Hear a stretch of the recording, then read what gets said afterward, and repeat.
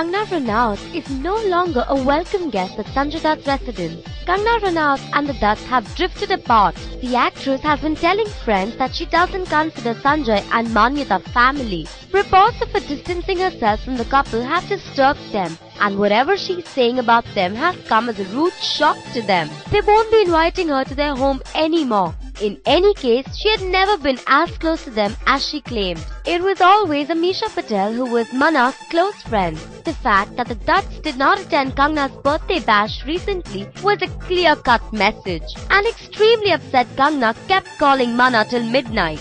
Yet, Kangna hasn't even gone to meet Manyata or her babies even once. She attends the Dutts' public functions as it suits her to be seen with them when the media is around. Manyata wasn't even invited to her Tannu Weds Mannu trial. The friend feels that the actress grew close to them as she knew the actor was launching Sanjay Dutt Productions and wanted to star in his projects.